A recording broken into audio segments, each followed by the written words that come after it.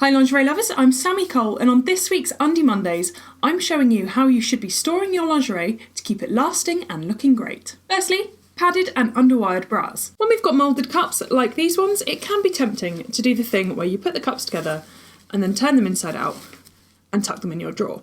But actually, that's going to damage the padding and give you a lumpy appearance. And no one wants lumpy boobs. Instead, what you want to be doing with your bras is twisting them so that they sit together like that. That way, you're not changing the padding at all. And you can still pop them in the drawer and store them the same way. The other way is to stack them, so keep them flat like this one and then stack them up like a deck of cards or a deck of bras. The second very important thing to remember is that when you're putting your bras or any other lingerie with hook and eye fastenings away, make sure that you do up the fastenings before you whack them in the drawer. If you leave them open like this, they can snag on delicate fabrics such as lace, which is going to cause holes, and it's going to mean that your lingerie doesn't last as long as it should. So do it up. Third thing to consider, if you've got some really delicate or expensive lingerie and you don't want it catching on anything in the drawer, including maybe the drawer itself, you need to get yourself a lingerie storage bag. Now you can get cute lace ones like this that you just pop the lingerie in and then close to keep them safe, or if you're feeling a bit thriftier, you can always pop it in a pillowcase. My fourth tip is if, like me, you've got a lot of matching lingerie sets and you don't really like having to dig around in the morning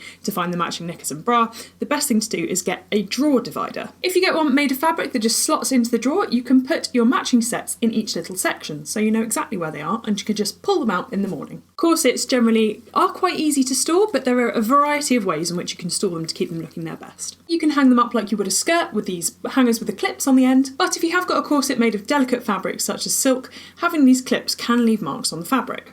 So there are other ways. First thing to do when storing your corset is make sure that it is laced as tightly as it can go, so there's no gaps. Then if you want to put it in a drawer, you've got a choice of one or two ways to store it. You can either roll it up like this, so you make sure that the stud side of the busk at the front is on the inside, and then just roll it. Like so, and then you can tie it shut with the ribbons up the back. Or because it's structured, the other way is just to fold it like this. But to stop it coming open in the drawer and stop these bits catching, make sure that you tuck one of the front eyelets behind the busk in the front.